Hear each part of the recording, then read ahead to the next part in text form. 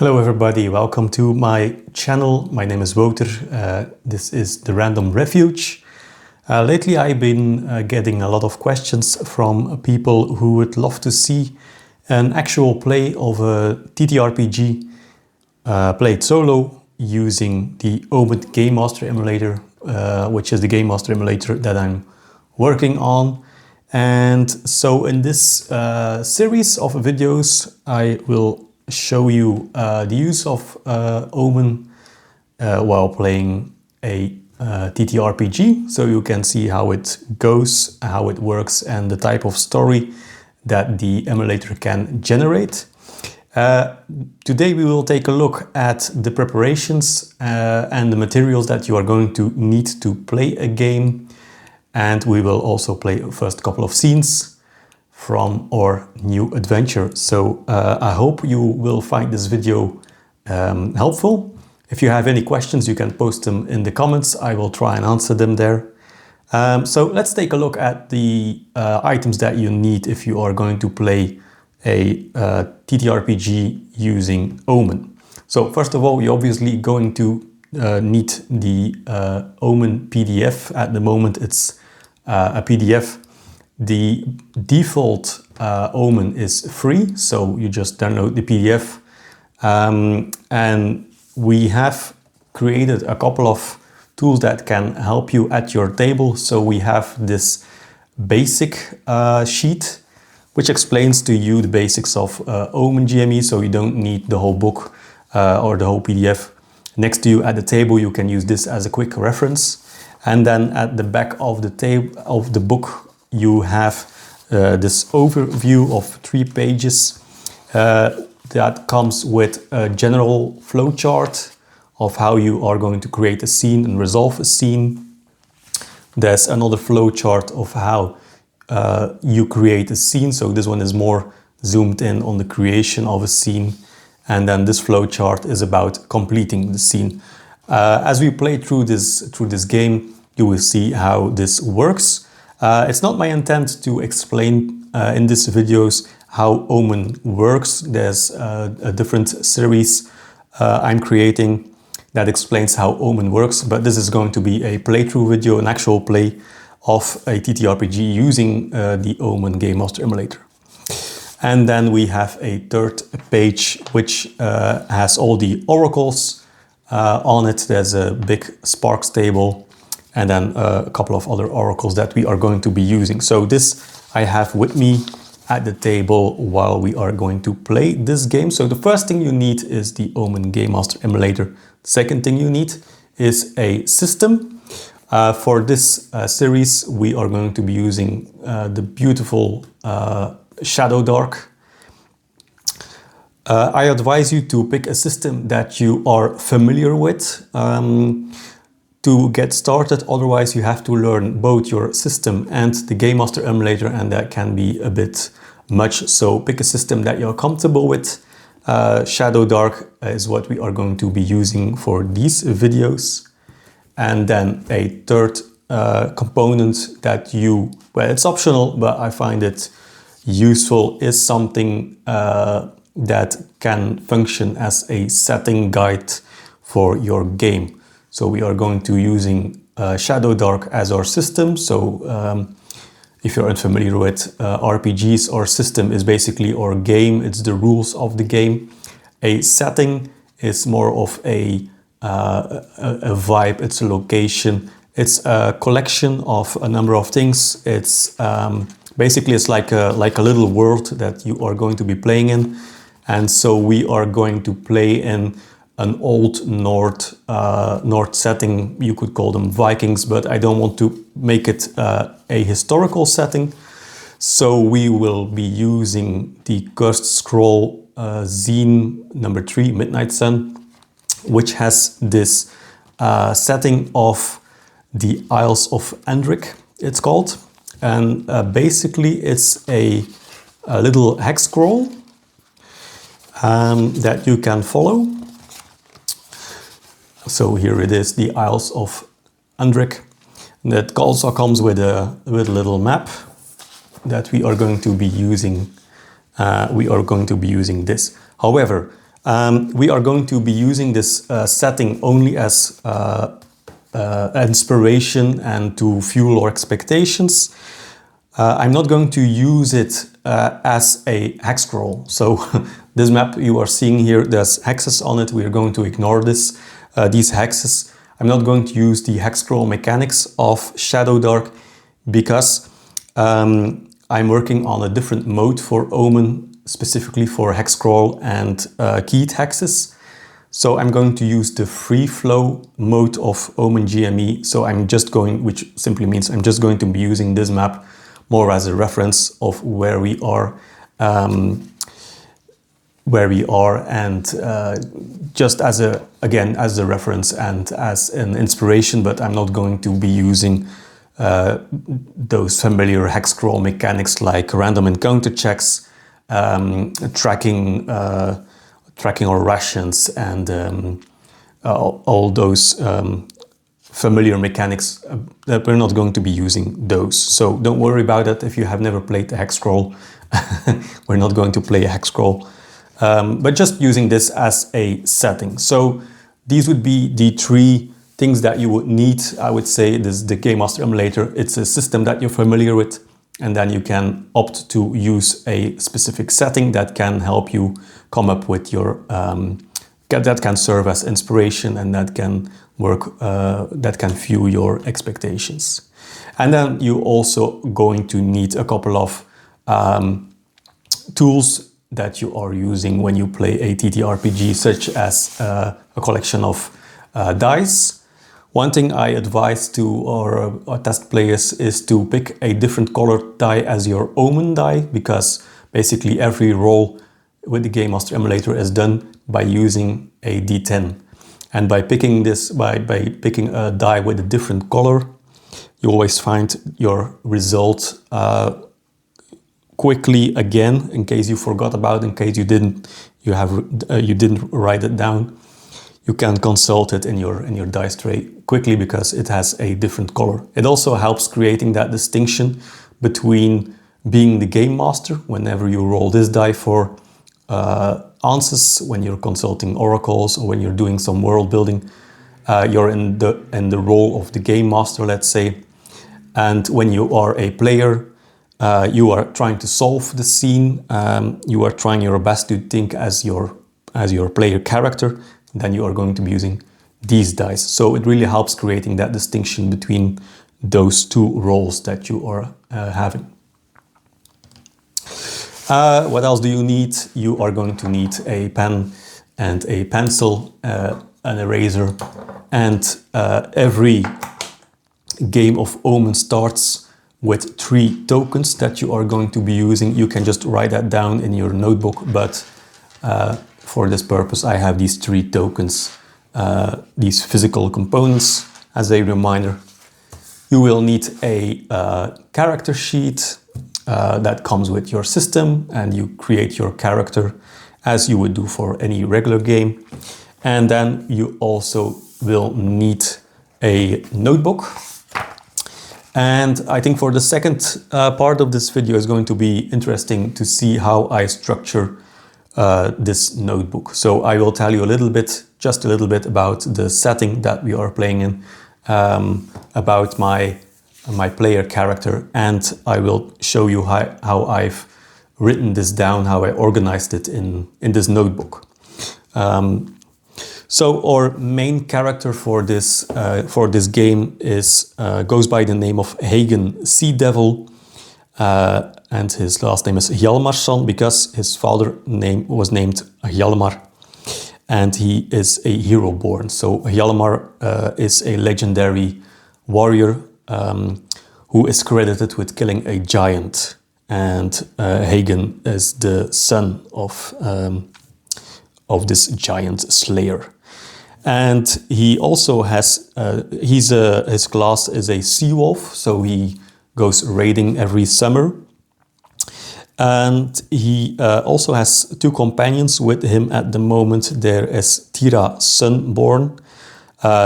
It's her first year that she goes raiding. And then there's Ivar the Serpent, who has the stats of a veteran veteran raider, and he has been with Hagen since the beginning. He joined him on every expedition so far. So that's a little bit the background of the things you need to know about our player characters. Now I've taken a look at this mini setting that we're playing in, and I basically deconstructed the whole key texts. So I've read through all the key texts, and I have tried to distill the story ideas that are in there, and I tried to bring them into my notebook so they work well with Omen. So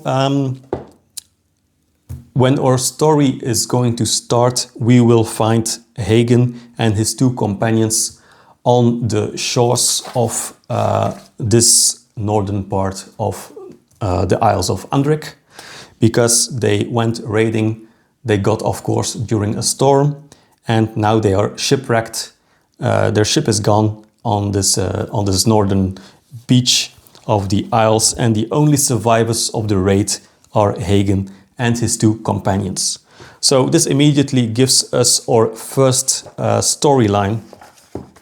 So in Omen you will create 3 lists. There's the story list, which contains all your story information, your current quests, rumors that you find. Then the second list is the NPC and named enemies list. There you will keep track of all the enemies, all the NPCs that are important for your play.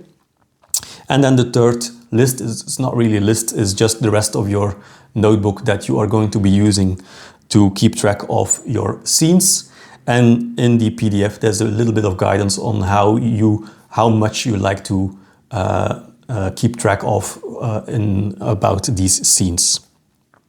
So this is our story list, and so I've written down 3 little storylines that are taken from the setting. And then there's the first storyline, which is about this shipwreck Hagen finds himself in. So what I've written down is the following. Hagen needs a share in a longship and friendly relations with the community, so they sail him and his companions back to his home isle. And so little sub-quests, little steps that he needs to get to that point is, well, he's going to be needing money. So Vikings usually had a share in the longship, so it wasn't like a personal possession. They had a share in longship.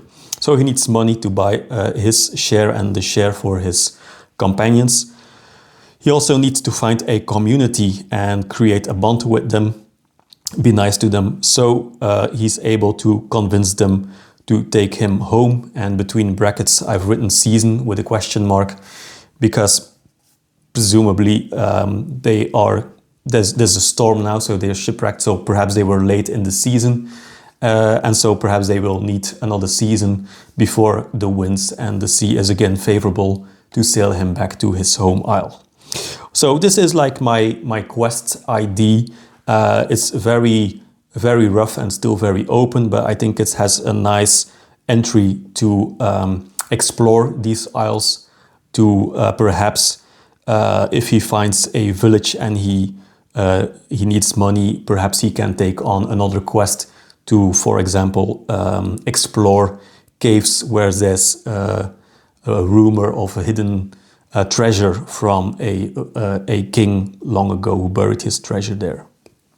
Yeah, something else I didn't tell you about before, but I've also written a little bit of, like I said, I deconstructed the setting book a bit. So one thing I've done is I've taken the world building prompts from Ironsworn.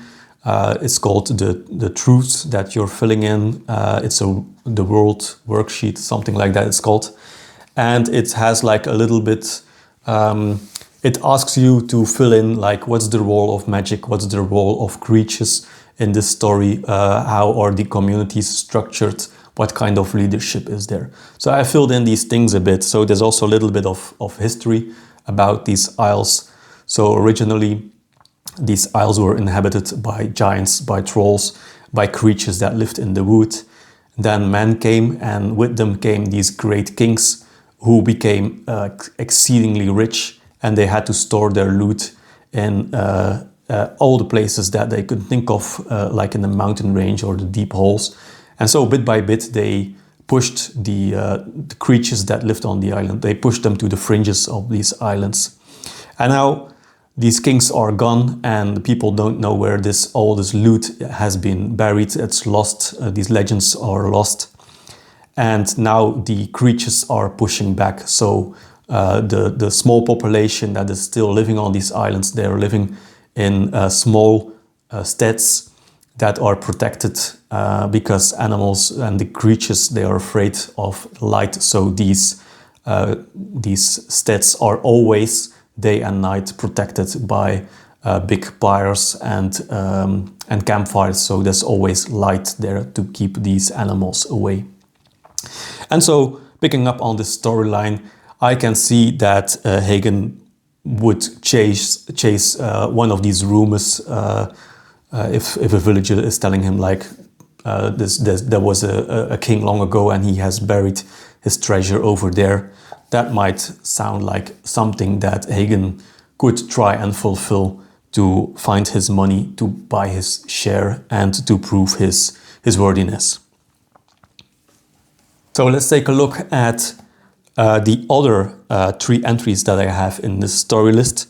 These again are picked from the setting that we have here. So the first one, what I've did is I've changed the names, or I'm going to change the names and the exact location of these things. But the storyline is there. It's just for us as a player, let's say, because these storylines or player character hasn't heard about these. So the first storyline is there's a Jarl, so that's the leader of the village. There's a Jarl of village A, and he has kept all the loot for himself after a raid that was 2 years ago. Now he wants to unite with village C, but under his banner. And I've written something here, where is the treasure? Where is this loot stored? Because it feels like that could be like another side quest. So that's this first storyline. So there's this Jarl, and he kept the loot for himself. Now, second storyline is there's a Jarl from village B. Again, I have to give this village a name later on. He has been stolen by the Jarl from village A, and his seer says the gods demand vengeance. So these seers, I haven't told you about this, but these seers, they basically all live in the same community. And every child that develops like certain magical abilities is taken in this community from very early on. It's taken from its parents and it's cared for in this community. So it's like an education. They get there to become a seer. And then once they refined their abilities, some of these seers are sent as advisors to these Jarls. So basically every Jarl has his own advisor, which is a seer from this order of Rolok, it's called in the setting. So our third storyline is the Jarl from village C is toying with the idea of attacking this holy order of the seers of Rolok. Now, why is that? That's because he's under the influence of his seer, which she's actually not a seer, she's a sea hag, Brugarta is her name. And she tells this Jarl about how this order is now corrupted and how he needs to purify it for her.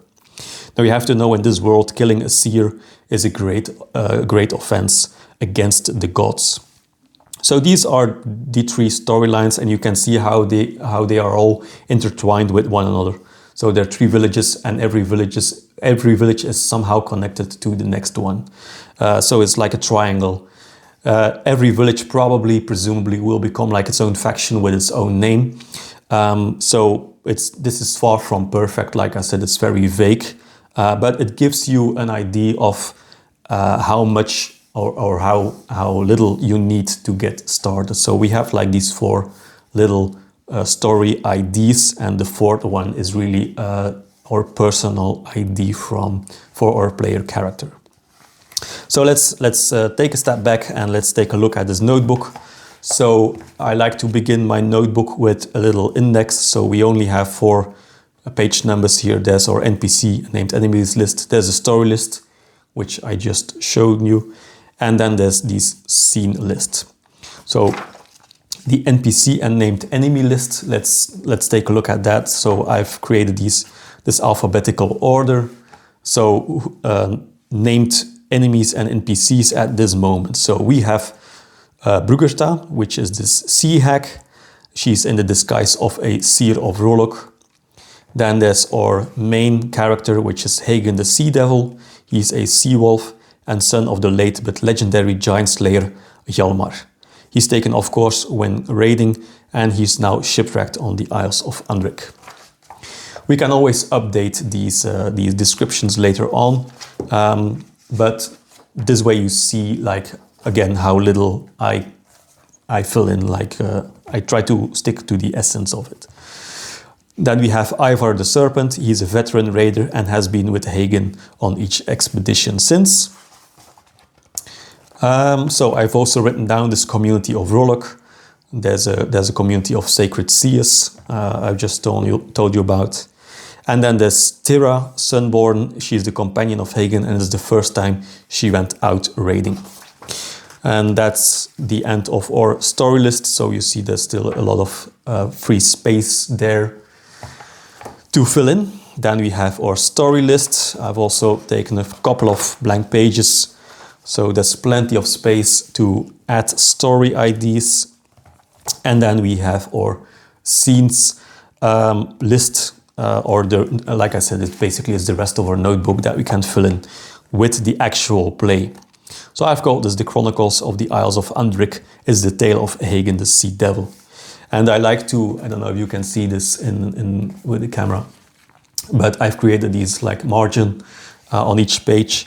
I try to keep track of my oracle rolls, presumably, or I like to do this with pencil in this margin, and then the story goes in this part of the booklet.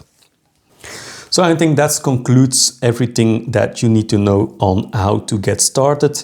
At the start of a new game, you give your character these 3 tokens. So I've have these physical, but I've also written down here that we have 3 tokens. So I've written everything for this start scene now. You don't have to write all this. Personally, I like to do it this way because it keeps it keeps some kind of a record of what is happening. Also, when I close this and when I don't play for a week, this serves as a reminder of what happened previously. So I'm going to read this for you, but this is basically just like the start scene.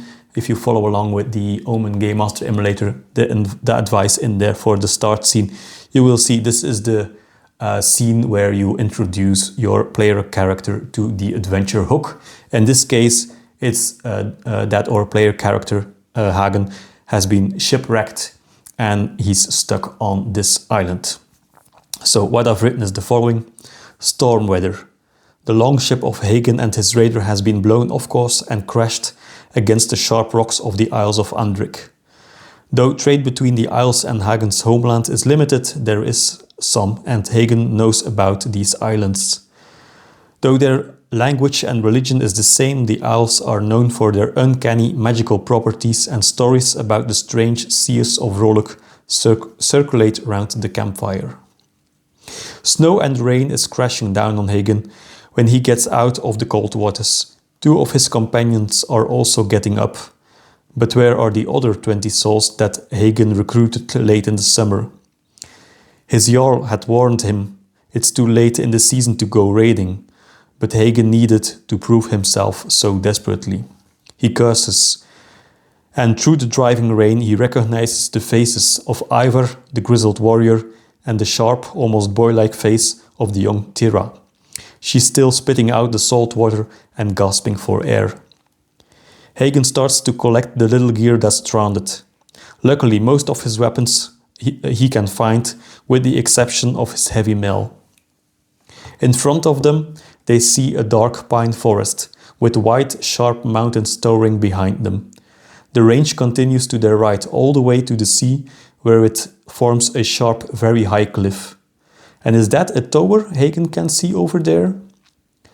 Let's look for shelter in those trees there, Hagen points and shouts over the howling wind. And this concludes the start scene. So basically I've just fed the storyline into this starting scene. We have like the start situation, and now we can start creating new scenes and actually start playing this game. So I will now create, this concludes the start scene, and I will now create a new scene because we have a little bit of expectation now for what the next scene will be. We have these three figures who are going to enter this dark woods looking for shelter. So I will show you this flowchart so you can see what we are doing to create a new scene a bit more in detail. So first up, we give this scene a number. So this is our first scene. And just as a reminder that we are having 3 tokens, I write that down over there. And now we have to pick a scene rating depending on how much you are in control or how much you know about this, this scene where you are. This is a completely unknown scene, so potentially dangerous events, unmapped territory, potential hostile encounters. So a rating of 1 seems the most fitting.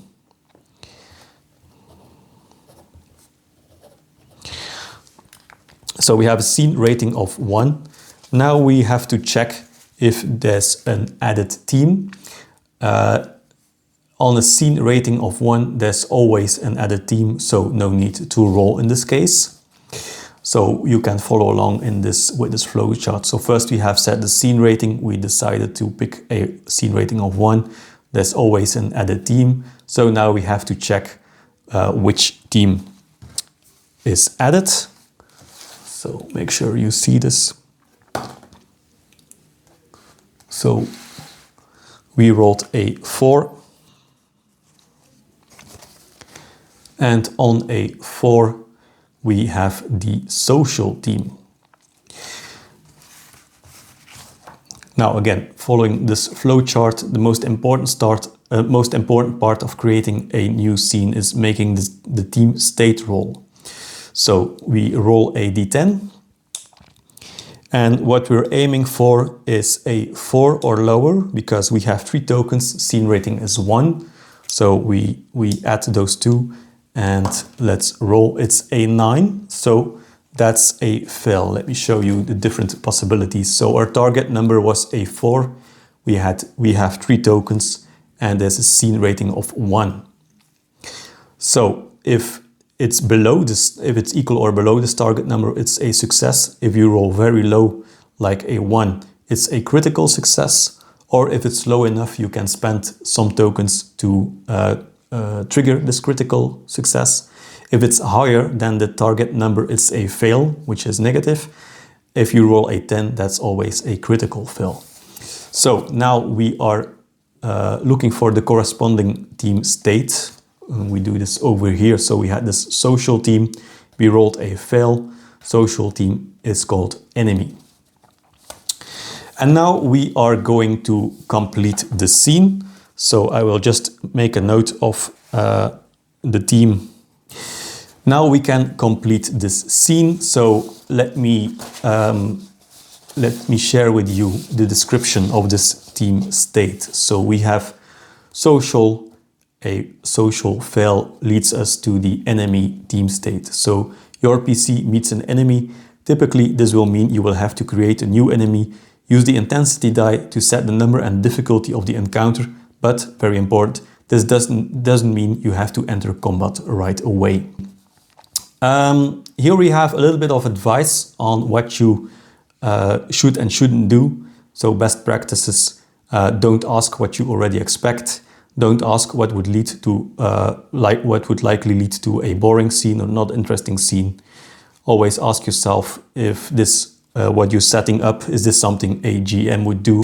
And only solve scenes once they are completely set up, but because usually once you start creating an idea of what this could be, you like to intervene immediately, but it's important that you have all the details in place before you start acting. First, we have to complete the scene. You can ask yourself, do you have expectations? That's why we are using this setting to set us up with expectations.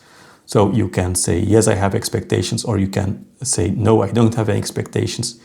If you don't have any expectations, you can roll a sparks table. If you have 2 expectations, you can use this or that oracle, which is an oracle that just simply decides between 2 options. And once you have 1 expectation, 1 clear ID, then you can further flesh this out by using a couple of these oracles. Don't have to, but just make sure that the scene is completely set up.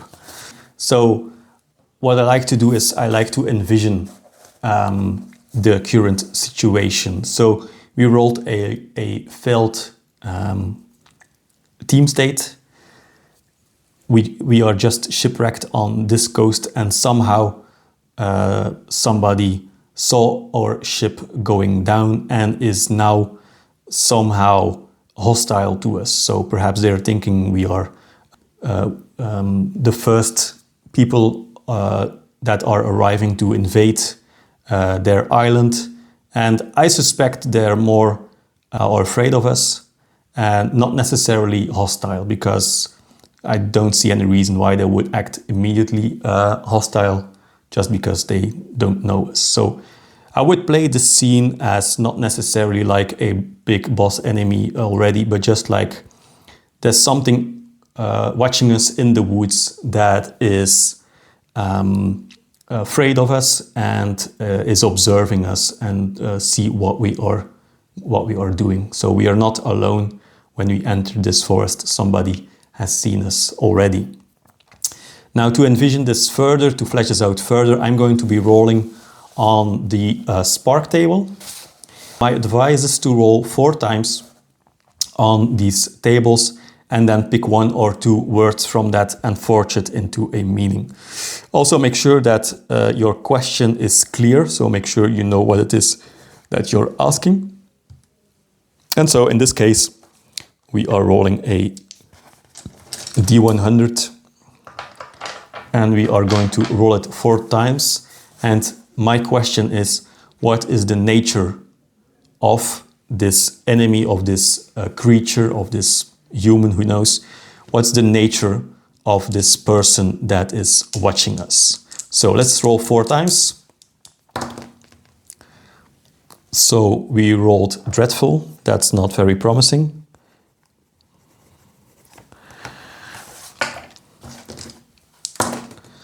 We rolled 80 savage.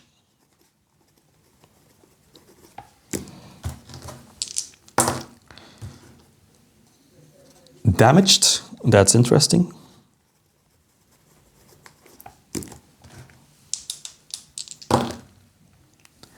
Damaged and another 80. We already had savage, so let's roll again. Ancient.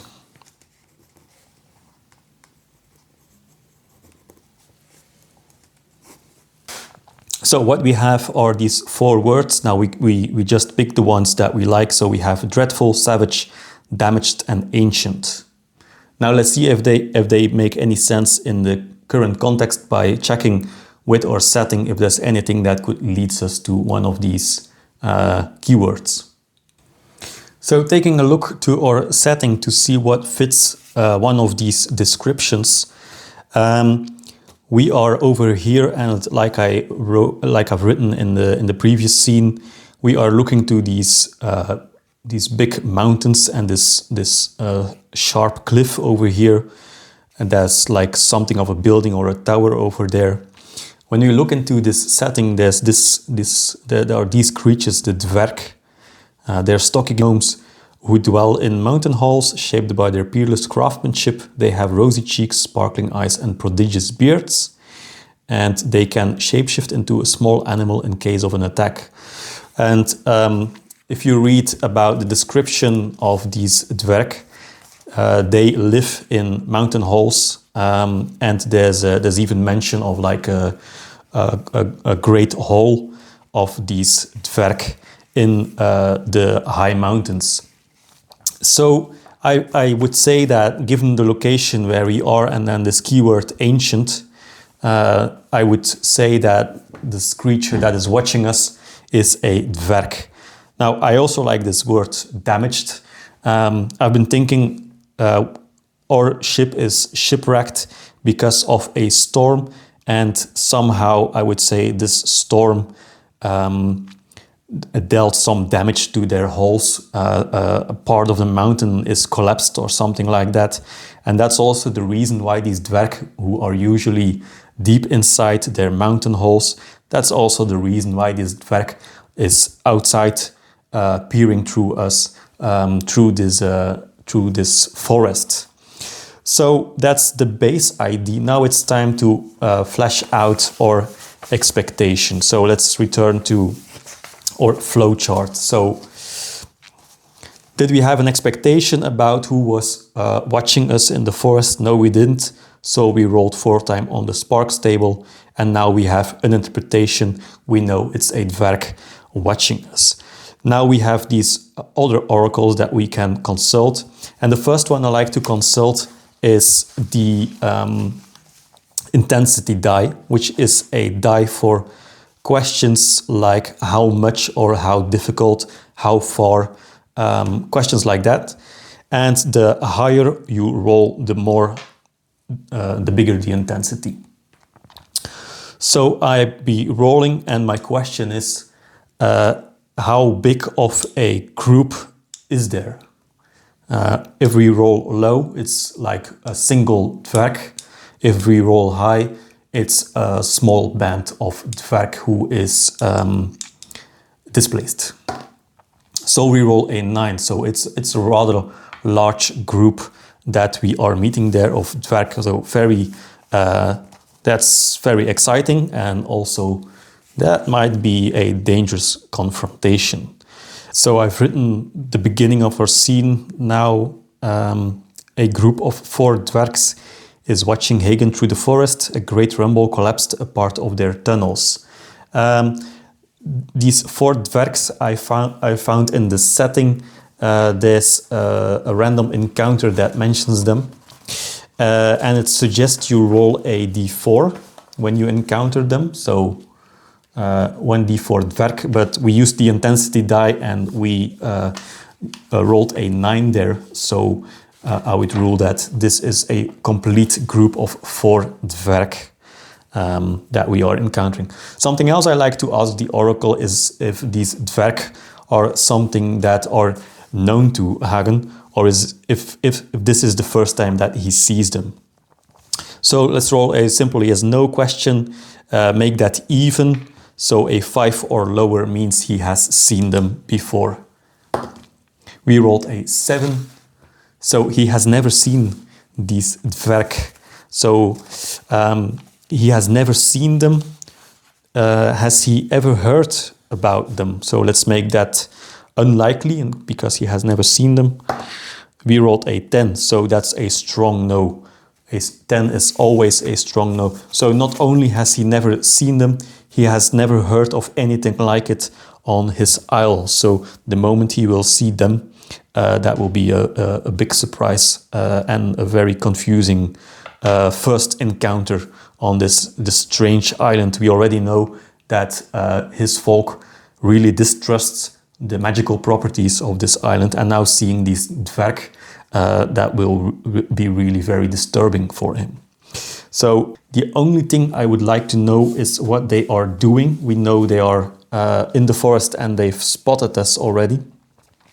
But just to set their activity, we are going to be using one of the tables from Omen Chorus.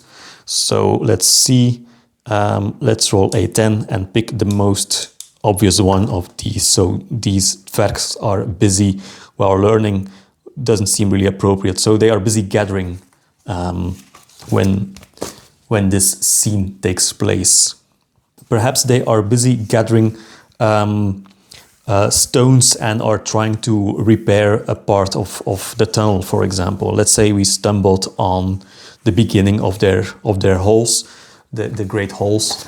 If you follow with the flow chart, we have now completed the scene, and it's now for us as the player to state our intentions, set risk and consequences of our actions, and in that way solve the scene. If the scene is completed, we perform our end scene management. First of all, I want to know if Hagen is aware of these dwarfs who are busy gathering stone. So I suppose they would be perhaps talking. There would be noises of stone being moved. So let's make a wisdom check, but I will make this DC 15. We've established that it's stormy weather, so there's probably a lot of howling of the wind that will drain the sound. So I rolled a 16 with a +2 modifier, so that's good for Hagen. So as he enters the woods, he suddenly is aware of a strange sound that is carried by this wind, and it's the sound of stones being moved. He hushes and asks that his companions are moving silently closer to see where this sound is coming from. Let's roll on encounter distance. How far it is. Let's see when they encountered them. So they encountered them near, and we also already established that these dwarfs are aware of the presence of these 3 stranded people. So they will probably halt their work. Given that I rolled a 9 on my team state, so I rolled really bad. So I would say that these dwarfs are also armed. They're aware of Hagen and his 2 companions, and so they're aware that he's approaching, even if he tries to do it a little bit sneakily. So once he encounters them near, he can use any help now. So he's not here to make any enemies. So I would expect that he would perhaps lower his axe, place it on the ground, raises his arms, and try and speak to them and say something like, we are not looking for any trouble here. Although he probably is wondering, like, what are these creatures? He has never seen anything like this before in his life. So though they are armed and they look rather stout and intimidating, there are 4 of them. There's only 3 humans. So, but he see that they are looking suspicious at him. So he will probably try to convince them that they don't mean any harm, that they would just passing by, that they're stranded, and they're looking for help. Let's roll for a reaction here. I don't have a charisma modifier, so we roll an 8. So yeah, they're still suspicious. That's not really helping me out here. So what I will do is I will roll on a conversation table that we have here in Chorus, just to get an idea about the subject of the following conversation. So first let's roll a d6 to find the appropriate table. So we are rolling on the 3rd topic table, and now we are going to roll a d10.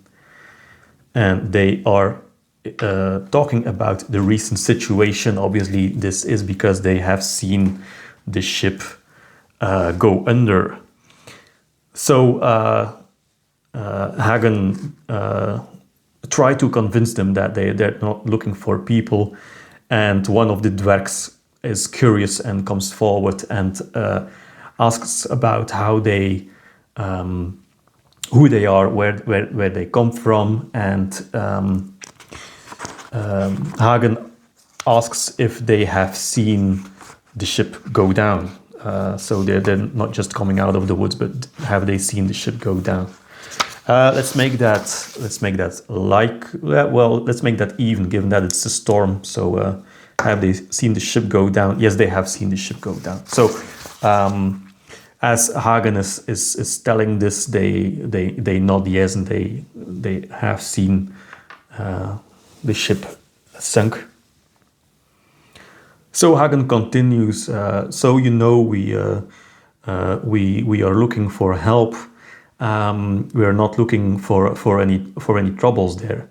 And so the dwarf replies like probably a little bit cynical, given that they're in the pouring rain, moving stones. So yeah, he's saying something like, well, trouble, we have trouble enough. This storm also wrecked the entrance of our great hall. So I would say that Hagen really becomes argumentative, seeing that they're not willing to help him out. So again, he pleads like, we're shipwrecked, we need help, we need shelter for the storm and shelter for this evening. And I see that you're in trouble as well. So let me and my men help you. So he has a strength of 16 and a constitution of 16. So he's a big muscular guy who can really move these stones for them. So let's see if they agree to that. Let's make that likely. So on a 4, they grudgingly agree that these strangers are allowed to help them at least move these stones, so they can spend the a safe night in the entrance of these halls at least.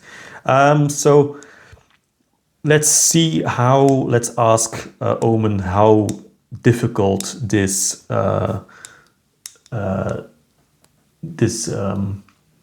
cleaning of these stones is. I would imagine that they need to move stones so they can access the entrance of these halls again. So an 8. So yeah, that's a difficult thing to do. So there's apparently a lot of stone that is covering the entrance now. So these dwerg were hoping that it would be easy for them and that they could do it on all by themselves. But now that they have the help of Hagen and his men, I suspect they will be grateful once this task is done. Let's make a strength test on a DC of 15, just to see not if they managed to move all these stones. I would say it's possible, but on a fail, we will say they will have to keep on working during the night. So I said a DC 15. I have an 11 plus 3, so that's 14. So it's a fail. So not only do they help these dwerg moving these stones and clearing the entrance again, but they only manage to do so during the night. So as the sun set, they light torches and they continue working in the pouring rain. Keep on moving these stones while these dwerg and the man of Hagen probably set out watches, and so they entered the night. So that's all for this our start scene and our first scene in game. We had a bit of resolution by using Shadowdark. So this is just an example of one scene. We will continue this series with another video. So I hope you find this useful. Let me know in the comments. Don't forget, if you made it this far, to like and subscribe, hit that bell for our YouTube channel, which is brand new. So I hope you do that, and I see you next time.